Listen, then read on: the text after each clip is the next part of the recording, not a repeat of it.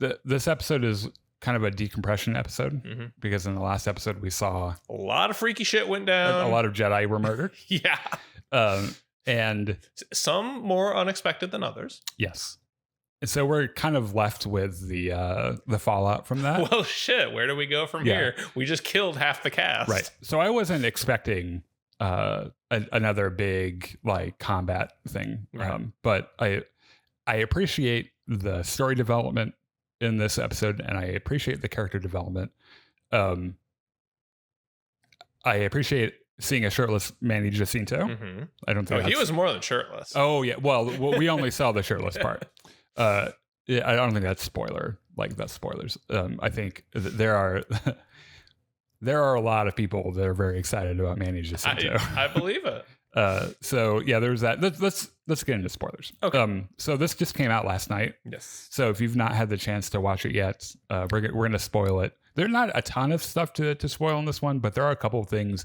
There's no crazy reveals, but there were a couple lines that there's some made stuff me think. that has implications, right? For sure. So if you haven't seen it yet, please go watch it. Come back and let us know what you thought at the end of each of these. By the way, because we're doing Star Wars, House of the Dragon, and The Boys. Yep. At the end of each of these, I'll be reading some of your thoughts on Facebook. That every week I make a post asking for thoughts and theories, and at the end of this, we'll be reading those as well. And if you've not yet, you still have time to put them in there. It's a live show, or you can just tell us what you thought in the comments, and if we can get to them, we will. Okay, so episode 6, Teach/Corrupt. So Osha wakes up, and the camera does that same Steadicam thing, right? Yeah, very cool. So she like checks herself and sees there's this wound in her side that's been bandaged and like she's wearing clothes that are not totally familiar. I think so some people pointed out that in the last episode when Qimir finds Osha, she has that wound. Wait, are we talking about Osha or May? Osha. Because Osha, I can't remember the actual Osha or fake Osha. Okay, so she's the one with Qimir. You're right. Okay, so when he finds her unconscious, that she's got that wound, and it looks like he just heals it in real time. Yeah. But it's not exactly, because it also just could have been the lighting change because she moves. I think he was doing something with the Force. Yeah. There, but. I was too distracted by the Kylo Ren theme because that's when it happens, where I was like, I wasn't thinking about anything else. Yeah. So Osha gets up and kind of explores the cave she's in, and she like finds a canteen, drinks some water. She hears something, gets her hackles up. And I like how she sniffs it first. Yeah.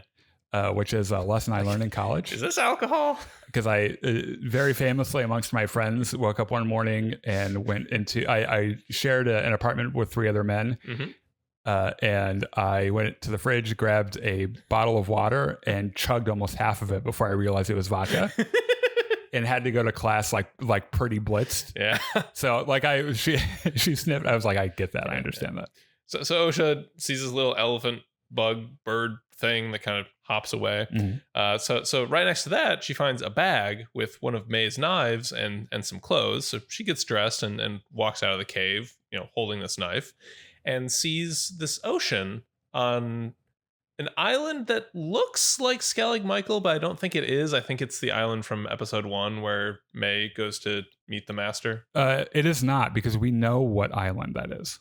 Oh. Okay. So in episode 1, where she meets Qimir, where we see him for the first time, and he very dramatically turns on his lights, because just in case anyone needs to know, I'm a bad guy. In material that came out after that, which was something maybe like a data entry on the official Star Wars website, that planet was the same planet where Master Andara died. Yeah. Which is, I forget, some word or something. I think that if it was that planet, they would just call it that and not unknown planet, which is what they call it in the show. I think that's from Osha's perspective. I don't agree. I think that's for fans. Okay. Or not for fans, like for people watching the show. And I think that if it was that original one, that they would. It looks a little the same, but I don't think it is. I don't think it's the same one.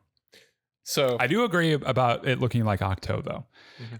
And since we're on this as well, I've seen some fan theories about it being the planet. I can never remember the name of it. This is in my notes somewhere. Oh, Baldemnik, which is from the James Luceno Plagueis book. Okay. And there's some good evidence for this too.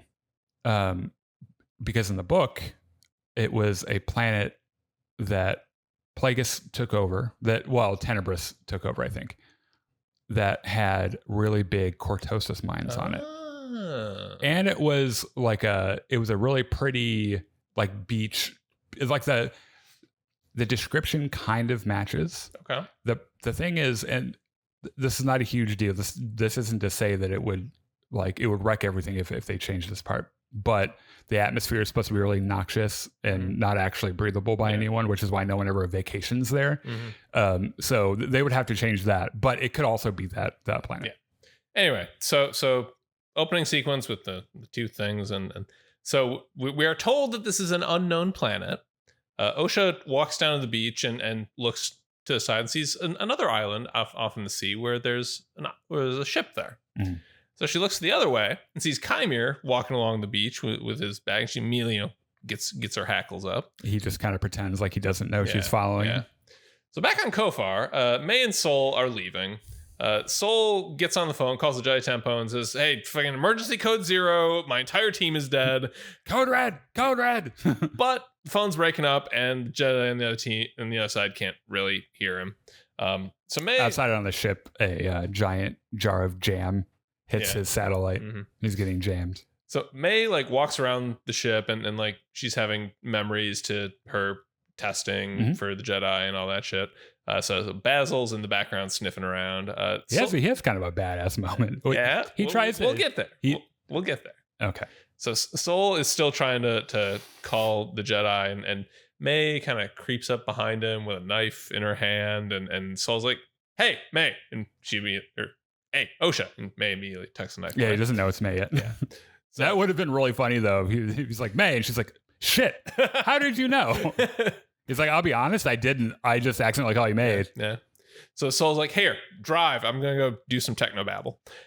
So Sol goes downstairs and like resets the phone, and while the computer is off, he has a moment where this performance is so good. He just kind of leans on the table, and like there's so much emotion going through his face, and like he looks sad and like kind of angry for a moment, and it's he's definitely angry. He slams his fist into the thing.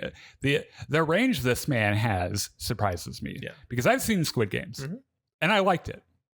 The problem I had with it was that I think I watched the American overdub, and they choose words that kind of they give favor over words that look like the words they're saying over necessarily words that would make the most sense. Yeah, and that really threw me off because I was like, oh, this dialogue is like really janky and weird.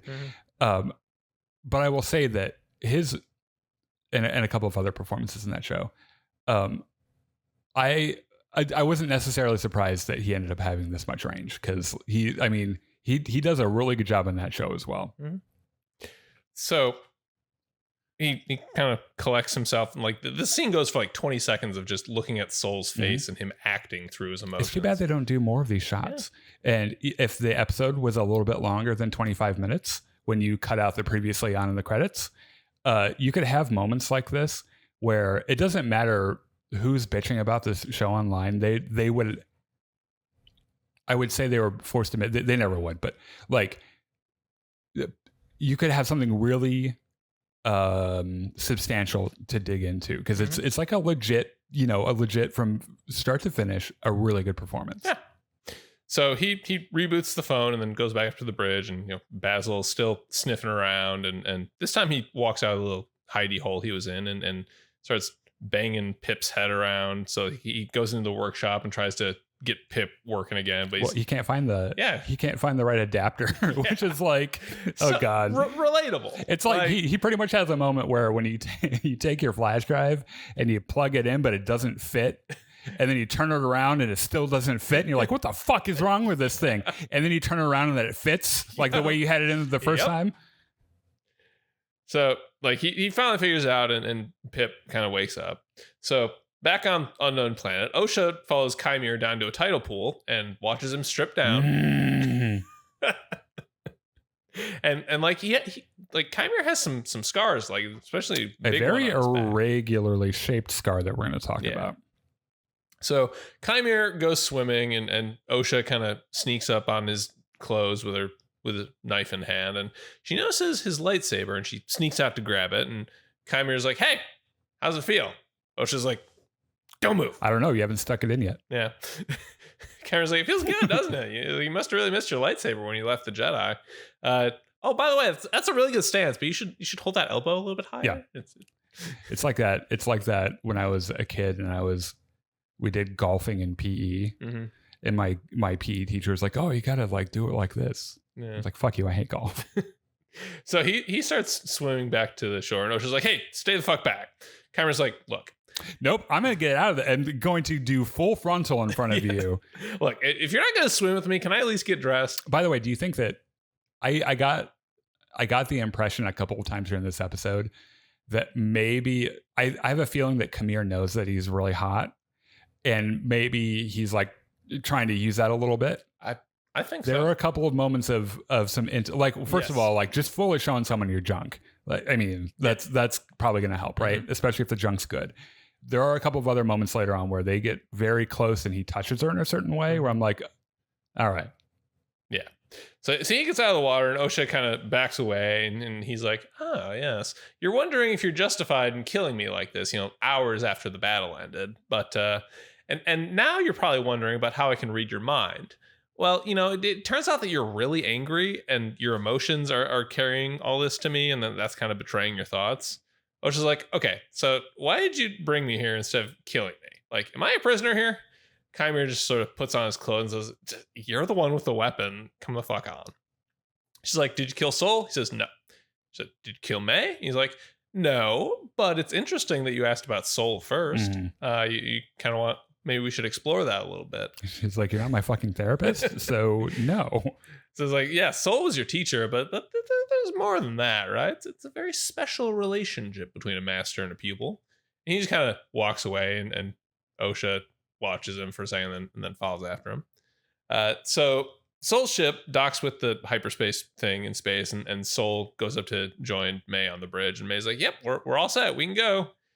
And Sol just kind of stands there in front of her for a second, and then pulls her into a really tight hug. And it's another one of these moments where you're like, God, they like whoever, I don't know who it was. It would have been a casting director or somewhere who was like, "You guys remember when we were all locked away during the pandemic and everyone watched Squid Games?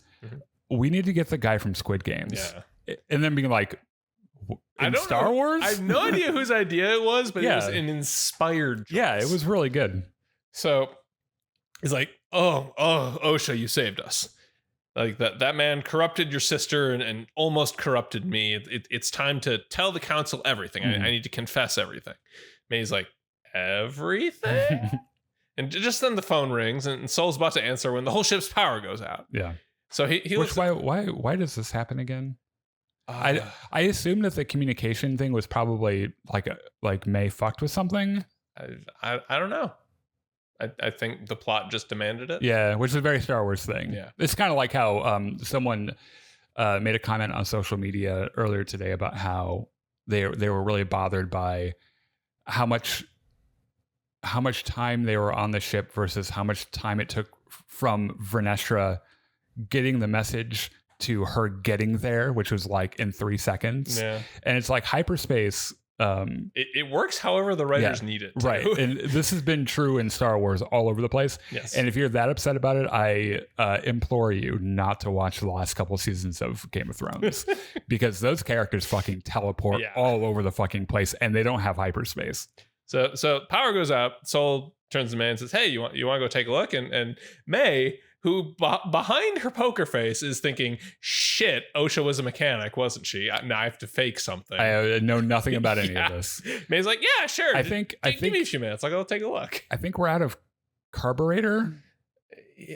Maybe I need to bypass the compressor. Yeah, I think we're low on carburetor. Yeah. And Sol's like, "Wait a second." So on Coruscant, Vernestra Rowe is talking to a senator on the phone. They're doing some politics. Apparently, there's this Senator Rayencourt who is trying to put together an external review of the Jedi, and Vernestra is like, that's horseshit. We don't need that. Which, by the way, yes, you do. Yeah, they really do. The other senator is like, nah, don't worry about it. It's cool. Like, this is just some dude getting too big for his britches. You'll be fine. Well, just kill him. Yeah, it's fine. Yeah, there'll be an accident. So the Jedi Soul was talking to on the phone walks in. And Vanessa's like, hey, it was great talking to you. Important Jedi business. I got to go. And she hangs up the phone. So this Jedi is named Moke. And he's like, yo, we got a call from Sol. He said his entire team was wiped out, but the connection was really bad. So there's no way that's true, right? Vernestra thinks for a minute. She's like, call him back right now. Woke's like, well. Yeah, you didn't at least try to follow up? Yeah. Like, I get that it probably doesn't seem reasonable, but if I heard the words, my entire team is dead, even if I thought it was a mistake, I would call back and be like, I'm sorry, but I thought I heard you say, you didn't mean that, right? Right. Yeah. Fucking Moke, dude. So he's like, we've lost contact. Vanessa was like, all right, put together a rescue team, send him to Kofar. He's like, how do you know where they are? He's like, I sent him there. No, get the team together. Let's go. Why are you asking all these fucking questions? So Qimir and Osha are still walking on the beach, and Osha's like, you sound like you know an awful lot about the Jedi. And Qimir's like, yeah, I used to be one a long time ago. This was a little bit of a surprise. Not a huge surprise for the character. Like, I'm a little surprised that he used to be a Jedi. Well, the way Qimir was talking to Sol in the last episode, like he was very clearly implying that Sol used to be his teacher. I thought. I didn't think that at all. You would think that he would recognize him. Why don't you get to the? I thought why don't you get to? Well, I thought he said he looked familiar, but he couldn't quite. Well, I'm thinking of the line where Sol says, "What kind of master hides their face from their student?" And Qimir's like, "You tell me." Like that implies a lot of knowledge. I have another idea about that as well. Now that we have new information, why don't we get to the line that actually the big line in this because we need to talk about it. Sure. So she's like, well, I never fucking heard you. And Qimir's like, yeah, it was a really long time ago. Okay. This is weird because Qimir looks like fucking 30, maybe? Like a hot 30. Yeah. Like a really hot 30. For him to have been a Jedi way before Osha, he would have to be way older than he looks. Right. It's also possible we're just completely off in guesstimating his age. Because we know Osha is what, 24? There's no way Qimir's older than 35. Alexa, how old is Manny Jacinto? He's 36. There's no way. So I have a couple thoughts about this. I think people weighed in because I think they're weirded out by this as well. The first thing that it reminded me of was we know about the whole Palpatine transferring his essence to another body or whatever. So there's a little bit of that, but also in the Darth Bane trilogy, there's a whole plot thing about transferring consciousnesses into a new body that they're exploring. And it also kind of reminded me of the whole, Darth Plagueis being able to cheat death thing. So they could be messing around with the Sith, messing around with immortality. So maybe he's found a way to extend his life quite a bit longer. It could be simpler than that. It could be a combination of Qimir's just fucking lying. He could just age really well, I guess. He could age really well. We know the Jedi have multiple different temples at this point in the time. Like it's possible that he was just not trained on Coruscant, and that's why she never heard of him.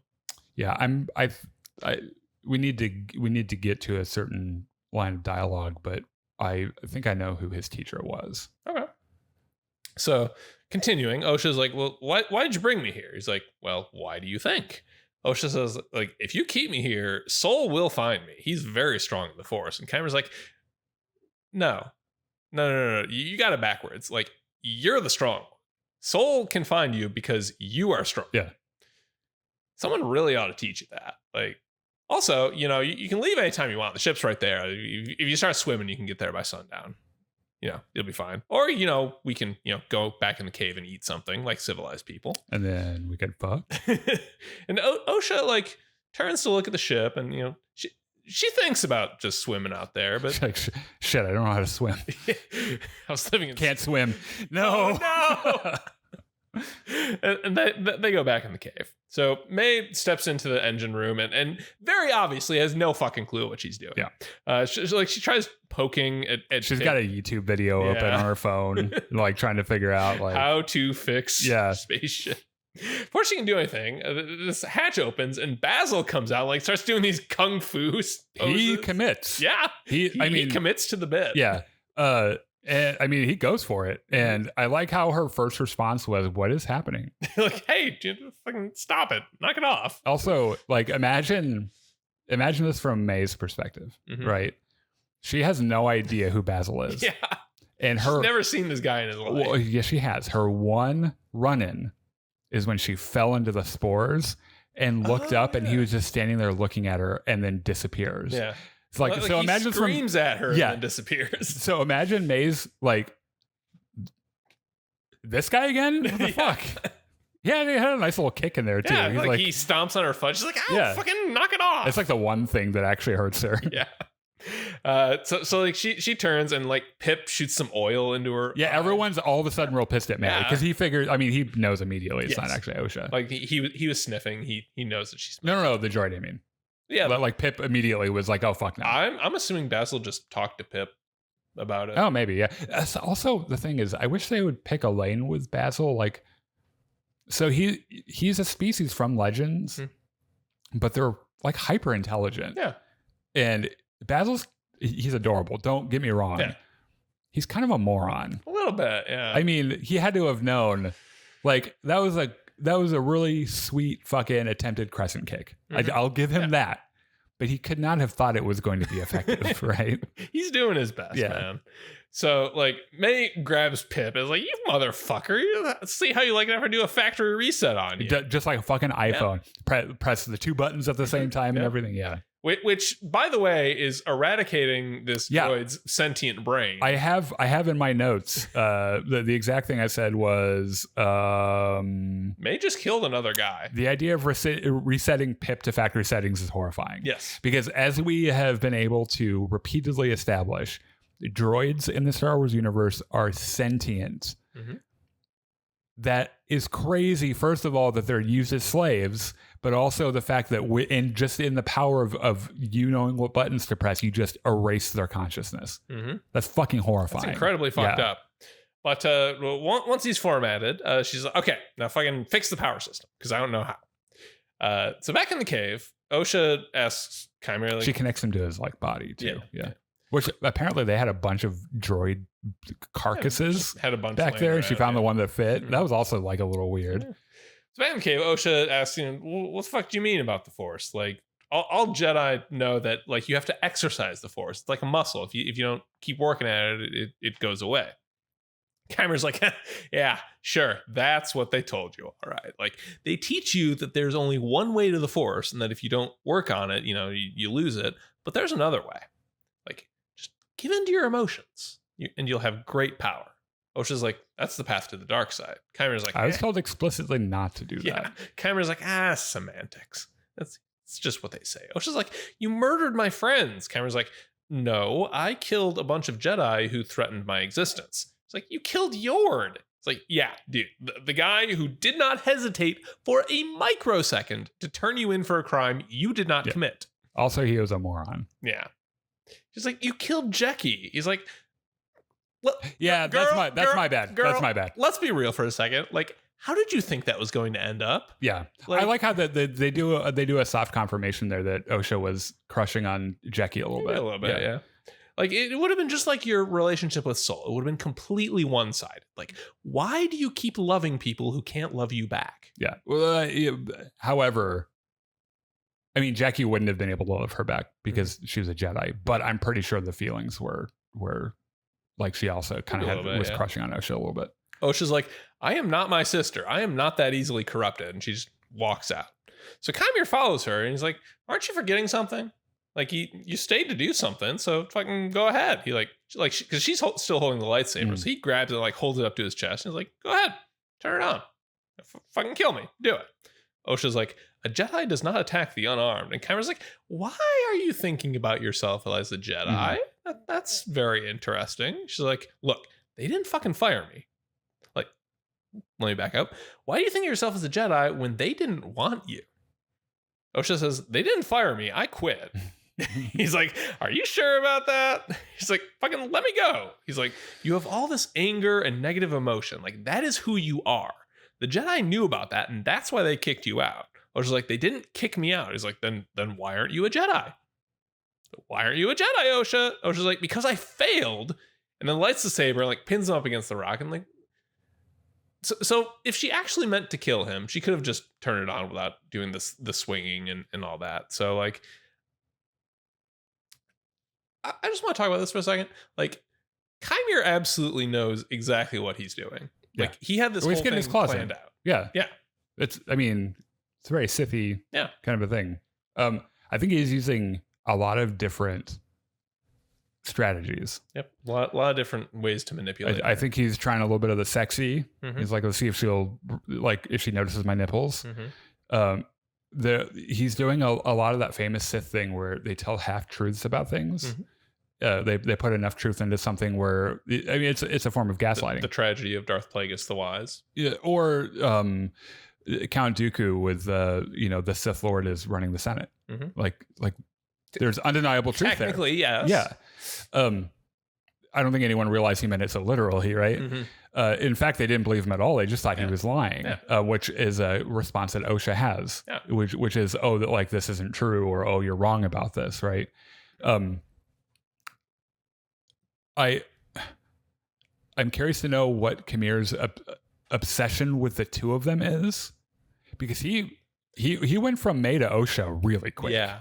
So we know from the flashback episode that May and Osha were deliberately created, like that they weren't natural children. So they claimed. Yes. Like there was some Forcey stuff going on there. And we also know from elsewhere in lore that Anakin was not a natural child. Like Shmi says, there was no father. She was just pregnant one day. Or she's just really religious and doesn't want anyone to know that she banged outside of marriage. One or the other. But if we're taking her at her word here, that sort of connection between the twins and Anakin implies that the twins might have similar-ish force potential to Anakin. Anakin, who is famously one of the most powerful Jedi ever. Yeah, I saw some things that I could shit on The Rise of Skywalker probably all day. There is no changing the lore that's established, and so it is what it is. Yeah. It would make sense that the two of them could be dyads in the Force. Sure. And Palpatine really liked finding out that like Ben and Rey were dyads, because it was like, it was like having a fucking, battery. Yeah, he got his fingers back. It's like, oh, my little sausages are back. Yeah. So like there could be something like that too, where they're, because of the circumstances of their birth, that, it would be interesting to know that if you are conceived in that way, if you're like automatic, like if something happens, I don't know. We don't know how it works yet. But I thought it was interesting that he's like, well, I can't have May, so I'll have Osha. I think that, well, especially with how the episode ends, I think it's working. Yes. Like his, absolutely. Yeah. And I bet it's because he's hot. At least in part, sure. Because I've got a really strong sense of morality. I'm a humanist. Yeah. If Manny Jacinto came up to me shirtless and was like, or you could murder a bunch of people, I'd be like, fuck yeah. Murder sounds good. Yeah, let's do it. I think he's trying all these different things to see what works, and he thinks he's onto something, because like Osha is someone who's kind of starved for love. Like she loves other people a ton, like Soul. Well, yeah, she was in a cult that told her she couldn't form attachments to things. Yeah. And like I think, and she was surrounded by people who couldn't form attachments to her. Yeah. Despite Soul pretty clearly wanting to, if we take his interactions with May in this episode. I have a feeling that when in one of the previous episodes, after they rescue Osha, Saul and Osha have this exchange. It's after Osha wakes up and he tells her what happens. And he seems so positively bereft about something. And I think we're going to find out it's because something insane happened that he is directly responsible for. I have a feeling that Saul's one of those guys that probably like knows that he's not supposed to form those attachments, but he just does anyway. He's doing it anyway. Yeah.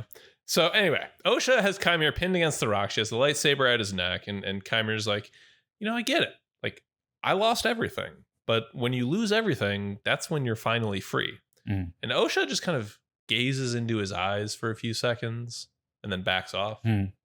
So back on Coruscant.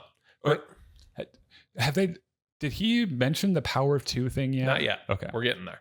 So back on Coruscant, Vernestra goes to find Moke, and he still hasn't heard from Sol, but the rescue team is ready to go. So Vernestra's like, all right, cool, I'm going with you. Moke is like, are you sure? Like, you get nauseous when you go through hyperspace. Did you understand this reference? I don't think so. Okay. So you, like, why would they tell you about Vernestra's hyperspace sickness? Why would they? First of all, it's not sickness, like she says, because she says, I don't get sick. I find it unsettling. Right. It's because in the High Republic books, Vernestra Rowe sees visions when she goes into hyperspace. Oh. And the Jedi were supposed to have, like, they were supposed to have taught her how to block those out. Because some of them, a lot of them would come true, but like some of them wouldn't. Yeah. And so it was like hard for her to tell what was what. And the Jedi were definitely like, that's not a thing you should be fucking with anyway. Yeah. Like the whole like trying to see into the future thing is not, it's not that great.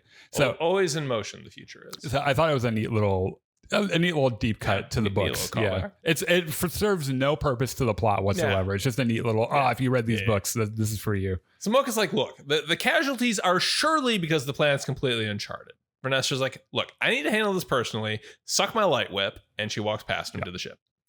So Basil is skittering through the ship while May is kind of following him from the human-sized walkways. And Sol calls out to her, calls her and says, Osha.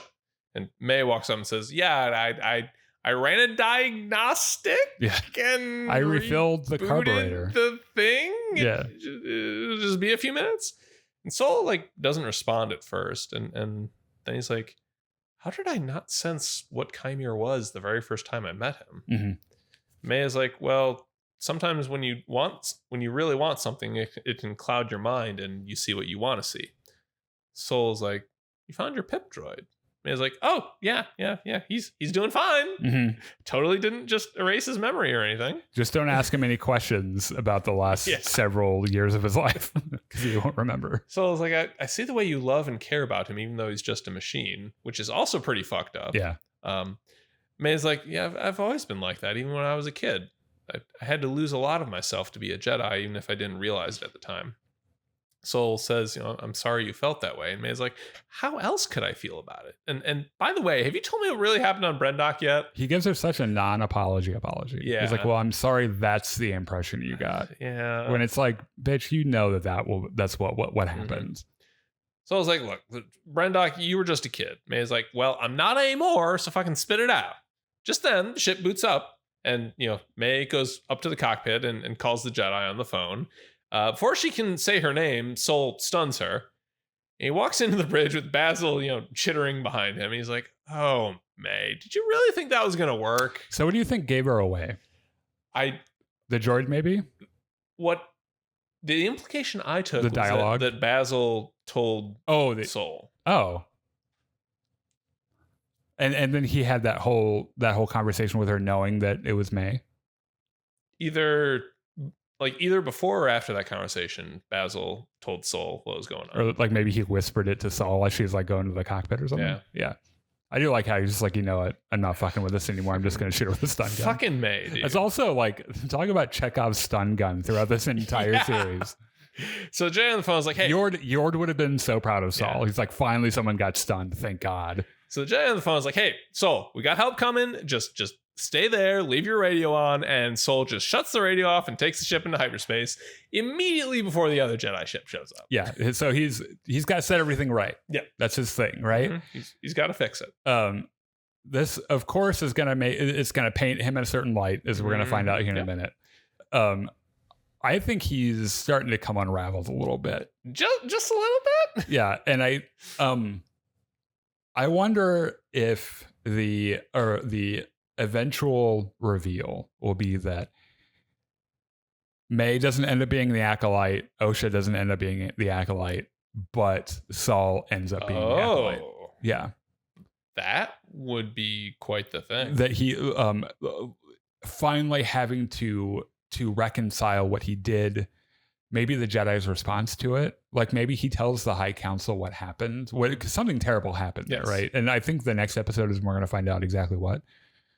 If he tells the High Council and they're just like, don't tell anybody. Yeah. This would look very bad for us. Just keep it on the DL. And for him just to be like, what? Excuse me? Yeah, like there's like something like just breaks in his mind, and he's So I think it would be a huge twist, and it would work well because the way that he's acted the part so far, you feel this anger under the surface that he's holding back. Yeah. But he's such a sweet face and he's such a warm person that you're just like, oh, it's Sol. Yeah. So like it would be a really effective twist for him to like that. So you have like the sweet, warm side of Sol, and then you have the part of him that's just like it's been something he's been holding back for years and years, and his guilt has just festered into something else, and like that's the angel, or that's the devil on his shoulder that wins out, right? Could be. So Vernestra's team lands and asks around, and Moke says, yeah, like last night an Umbramoth colony hatched, and that could have killed a bunch of Jedi. I think Vernestra's like, you think? Do you really think that's what happened? Vernestra's like, maybe. No, let's go fucking see Kilnaka. She's like, you're fucking fired. Yeah. You're not allowed to investigate crimes anymore. So in the cave, Qimir is welding and fixing up his smiley mask while Osha is sitting there with a bowl of whatever. She's like, space soup. Yeah. She's like, did you give May the same sales pitch? And Chimir's like, yeah, I made a mistake with her. Like, I thought she wanted something other than revenge. He says, I thought she wanted what I wanted, not just revenge. Osha's like, well, what do you want? Qimir says the power of two, which there's two ways to take this, I think. Number one is the callback to the witches with their power of one, power of two, power of many. I think that's the thread that catches Osha's attention. Mm-hmm. I don't think that's how he means it. What the other thing is the Sith rule of two. I think that's what he means. Yeah. And I think that him saying it that way catches Osha's attention. Yeah, I think he phrased it very deliberately. Yeah. Oh yeah, because I'm sure that he knows about all that shit. Yeah, he absolutely heard about it from May, even if he wasn't there for any firsthand knowledge of it. So he lifts up his shirt a little bit and shows her the scar on his back, and Osha's like, how'd you get that? Why are you always showing me skin? God damn, dude. Chimir's like, well, how do you think I got this scar? Osha's like, well, it looks like someone stabbed you in the back. And Qimir says, yeah, someone who threw me away. Yeah. Osha's like, your Jedi Master? And Qimir doesn't answer that, which has some implications. Also a very Sith thing to just, lie by omission, or just tell the truth by with a look. Yeah. Did you notice the shape of the scar on his back? It's sort of like S shaped kind of. Yeah. It's not a typical looking wound. Yeah. So after a few seconds, it says, hey, check out my cool mask. It's made of cortosis. Yep. It blocks lightsabers, but it also blocks out all your senses. So it's just you, the Force, and whatever you bring with you, which is a callback to Yoda and the cave. The cave, sure. Yeah. It's worth pointing out too. This is just a part of the what fucking planet are they on mystery. That when she's looking around for her stuff, she has a good look at the cave, and there are cortosis veins. Yeah, this is actually at the end of this scene, I think. Was it? It wasn't before. No, it's later. This mask, it's pretty neat. You should try it on. I was just like, I don't fucking trust you, creeper. And Chimir's like, well, you shouldn't trust me, but you should trust yourself. You shouldn't trust me, but you should also put the mask on. Yeah. It would be a fucking rad time. So let me just put this mask down right here, unattended, very clearly tempting you, and walk away. I'm gonna walk away. You better not put that mask on. Yeah. And he walks away, and Osha just kind of looks at this mask, and like, there's wheels turning in her head here. She's like, "Oh, I'm gonna put that motherfucker on." Yeah. So Vernestra's team finds Jecky's corpse. Like the scene opens on Jecky's corpse. It's jarring. It's brutal, and it hurts. Yeah. And this is what I'm talking about, man. This is what we're talking about when no one ever dies in Star Wars, right? Like, here's a fucking 16-year-old girl. Like, this is why they should leave people dead, because like it's effective. It's a very like visceral response you have to it. 'Cause you're like, shit. Like, imagine if they could have done two things. They could have done that, or they could have done she survived and crawled away thing, and she's fine. Like, this was way more jarring. It was way more horrific. I like she clearly has lightsaber wounds, and like Mog's like, maybe the moths what did happened? it. Maybe the moths got a lightsaber. I don't know. So like Jecky's there. Yord's broken neck is there. All the rest of the dead Jedi are there. So Vernestra's team. Yeah, Yord's not having a good time. And like Vernestra is walking around. She's like hearing echoes of the past through the Force, and Mocha's like, well, Osha and May aren't here. They must have survived somehow. And by the way, holy shit, what happened here? Vernestra's like, well, what do you think happened? Use your fucking eyes. Yeah. What do you think happened? Mocha's like, okay, there was an explosion and then a battle. It was one against all of them, and he must have been really fucking strong and possessed of extremely buff arms, and was very determined to leave no survivors. So, like, while he's talking, an Umbra Moth wakes up, and Vernestra like pulls out her light whip without even turning, like whips it behind her, cuts this thing. Does an Indiana Jones. Yeah. Turns it off, puts it back on, and like in all that time, Mocha has time to like put his hand on his lightsaber and then just like casually take it away. You know what? I let you have that one. Yeah. I noticed it. I let you. I noticed it, but I wanted to see you use light whip. Okay, so now that we've seen the light whip. Yes. So Vernestra's like, they're all killed by lightsaber wounds. What does that tell you? And Mocha's like, well, obviously a powerful Jedi has fallen, but that couldn't be Soul, right? Vernestra's like, that is quite the accusation you are making there, sir. I like that they like right out of the gate. We know that Vernestra doesn't buy the Soul theory. Like she's like, nah, that's not what happened. There's something. Vernestra knows something I don't think that anyone else knows, and for some reason I think she's keeping it to herself. Okay, she goes on to say, like, right after this, from the very first time we meet Vernestra in this episode, she's very clearly thinking about politics, right? She's always thinking about the Jedi's. Yeah, I think that's a part of her job. I think.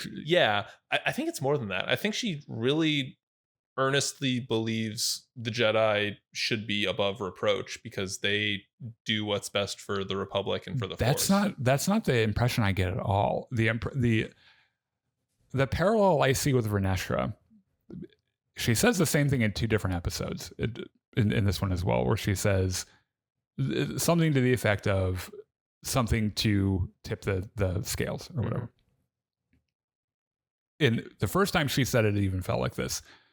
Felt like a parallel to Mace Windu in episode 3 saying, I sense a plot to destroy the Jedi. I think that's what she's thinking about. Okay. And I think that she knows something, or maybe she had a vision or something. Or suspects something. I think she thinks that something is cooking that no one knows about, and only she like has thought about it. Yeah. Well, Moke's like, well, who else would be powerful enough to kill all these Jedi? And Vernestra thinks for a moment and says, something to tip the scales. And Moke is like, well, wait a minute. If Soul did this, why would he call for help? And Vernestra is like, okay. He didn't do it. That's why you dumb shit. Obviously. We're going to bury these bodies and then go back to the ship. Yeah. Okay. So now that you've seen Vernestra's whip, what shape wound do you think that would create? I see where you're going with it. And this is not necessarily an original idea. I did notice the shape. I did notice it was a weird shape. Yeah. I think the common fan theory right now is that Qimir was Vernestra's apprentice. Okay. Now, it does not make sense that she would inflict a wound on him like that through her teaching him, because that's not who she is. It's not Jedi. Yeah. And we know enough about Vernestra from the High Republic books. Despite whatever politics she's gotten herself into or whatever, she's a good guy. Like, she's a good guy, right? Mm-hmm. So if that is the case, what I imagine probably happened is there was a confrontation. Like, maybe he, maybe it was like a Ben Solo thing. Yeah. Where like he already had some darkness in him, or maybe maybe the Sith got their talons in a little bit and there was a confrontation and she did it. Like, she inflicted that wound but he got away. Yeah. Okay. Maybe. So May wakes up and she's like handcuffed to the bed in the ship, and Sol is just kind of watching her from across the room. He's like, just chill the fuck out. I have no intention of hurting you, May, who I'm just telling you that I know who you are. I figured it out, bitch. May. I figured it out. May is like, then fucking let me go. Sol's like, I will, because we have a lot to do. We have to find your master and save Osha. But first, we need to talk. Like, I had 16 years to think about what I was going to say to you if I ever saw you again. Such a non-Jedi line, by the way, because that is not what a Jedi does. No, they're supposed to let things go. Yeah, they do not fester about something for 16 years. Yeah. He's like, so you're going to fucking listen to me while I work out my trauma. Then we cut to black and we would roll credits, except there's another scene. Yeah. So we zoom in on the smiley Cortosis mask, and Osha sits down next to it and sort of runs her fingers over it. And this is when she looks up and sees that vein of Cortosis in the cave wall. So she like puts both her hands on his mask. Like, she's just tempted by it. And she like picks it up and puts it on. And like, you can hear her breathing heavily.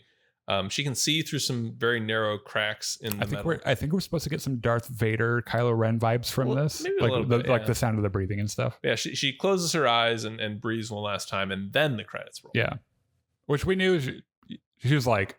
The whole point of this episode was that she was tempted by the dark side. I like how she's like, oh yeah, I'm putting that motherfucker on, and just puts it on. So cool. Yeah. Yeah. There are the obvious things in this episode that have me thinking mostly about the planet that they're on. Mm-hmm. Because if it's not Baldemnik, it's almost certainly Octo. Maybe. And I think it would be a really interesting, because we know that like in The Last Jedi, like there wasn't just the Jedi Temple there. Yeah. Like there was darkness there as well. Mm-hmm. So it would be interesting to know if there's some lore there about maybe why the Jedi Temple, the first Jedi Temple ever, was built there or whatever. Mm-hmm. People pointed out that there were no porgs. Yeah. That would have given it away. Yeah. Like sure. Very quickly. We did get the little like... The elephant things. So the first thing, we were watching this last night, my partner John was like, Is that one of those like big things that Luke milks in The Last Jedi? And I was like, wait, rewind it? No way. Surely it's not, because they show two adults and a little one, right? But the snout kind of looks similar, so I was like, oh, okay, but no, it's not that. Let me read some comments real quick from our chat, and then we're gonna read some comments from some of you that weighed in earlier on social media. So if you're watching now, if you're watching live, here's your chance to get those fucking comments in. Mm-hmm. Do it. Do it. Chris says, may the force be with you, Daniel and Chris. Hope you're having a good night. I'm really enjoying the Acolyte, and I'm liking the new Sith villain.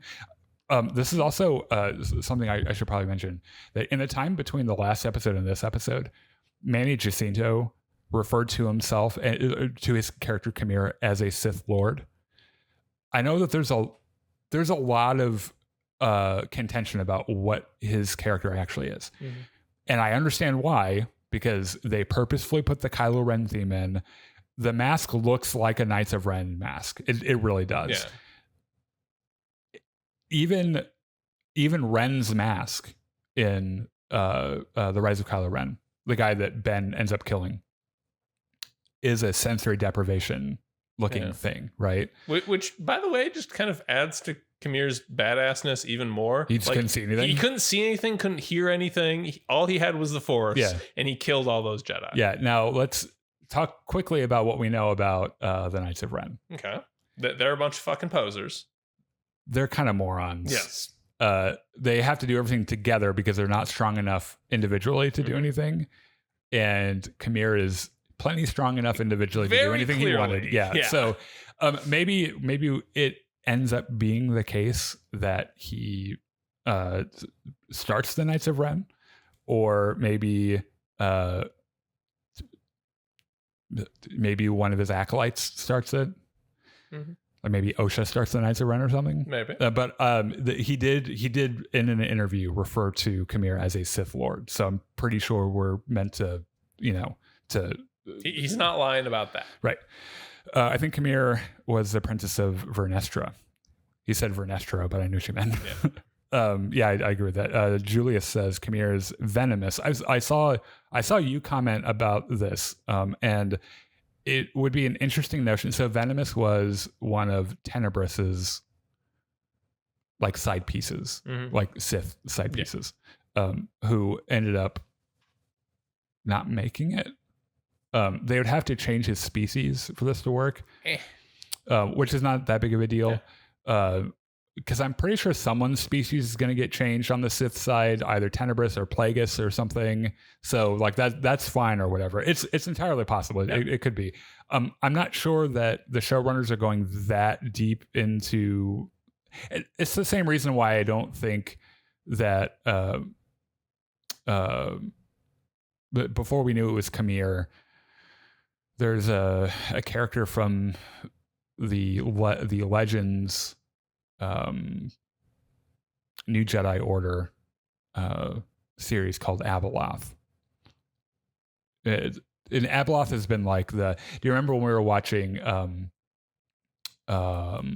Agatha all along, and we were just waiting for Mephisto to show up out of nowhere? Mephisto! Like, everything is Mephisto. Abeloth has become the Star Wars Mephisto a little bit, where they're like, oh, it's Abeloth. And it's not. I don't think that they're cutting that deep into stuff. But it very well could be. I mean, it's too early to know. I don't think that it matters necessarily, like for the story they're trying to tell. That's also true. Casey says Vernestra is not the same character from the High Republic to myself, regardless of how messed up the things she's gone through. Every scene with her paints her as a very worst kind of Jedi you would imagine, rivaling Mace. I think that she's been pulled into the worst part of being a Jedi, which is the fucking politics. Yeah, they're supposed to be keepers of the peace. They're supposed to be Qui-Gon Jinn, and what they've ended up becoming is Yoda, more or less. Yeah, right. And I know everyone loves Yoda, and I love him too, but Yoda is one of the prime reasons that the Jedi fell. The Yoda everyone loves is the one in Empire Strikes Back where he's quirky and funny weird, and like has learned from his mistakes. Yeah. The like prequel Yoda is kind of a dick. He's also, I mean, he has a lot of flaws. I'm going to pull up some other comments real quick. I have to scroll through my feed. Here we go. Oh yeah, it's the shirt. This I was like, I'll be able to find it in the feed with a picture of shirtless Qimir. Joe says, please tell me I'm not the only one who heard a mixture of Kylo Ren and Darth Vader breathing when she put on the mask, which by the way was a perfect way to end the episode. I thought it was a really effective end of the episode. Kelvin says Qimir is much older than he looks. Osha says she has no memory of him in the Order. Qimir says it was a really long time ago.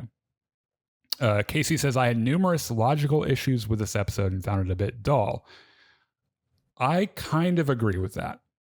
I wasn't expecting, like I said, a crazy, like, because we just had one. But I kind of agree there. I was too enthralled by the performances, honestly. I think that's the thing that saved it for me. Yeah. He says, I found the dialogue one or two steps above prior episodes, which is a positive thing he's pointing out. I'm looking forward to seeing where the budget went in episode 8. I keep hoping to feel a particular way when the episodes are done, but the show hasn't left me, I think, feel a way about the way the others have. Oh, well, I just started reading Temptation of the Force yesterday. and a new awesome Star Wars novel is like crack to me. That is, yeah. Jimmy says, I enjoyed the episode, but I heard for last week's episode, they purposefully used Kylo Ren's theme, which is interesting. So it makes me wonder, is Qimir the first ever Knight of Ren? It would just be Ren. That's what he called him. The leader of the Knights of Ren was Ren. Mm-hmm. And 100 plus years later, Ben Solo learns this, and that's how he gets the helmet design. It is a very interesting use of that music cue, because like it's not subtle. Like they use it's the entire thing. It's not something that kind of sounds like Kylo Ren's theme. It is literally Kylo Ren's theme. Yeah. Our buddy Monty that we play Battlefront with says, "Qimir, little cutie." This will be the last one, but I found this really interesting. Micah says, "I'm intrigued about Vernestra's line, something to tip the scales. Seems pretty clear that Qimir's scar is not from a traditional lightsaber, since I'm pretty convinced he was Vernestra's apprentice. Also, David Harwood was cast in the show, but hasn't shown up yet. Dude absolutely screams big bad. And seeing the picture of him, I kind of agree. Mm-hmm. So it'd be interesting to know what his part in this. I think now that we've seen the light whip thing, we've exhausted all of the trailer footage except for Kalnaka going apeshit with his lightsaber. Mm-hmm.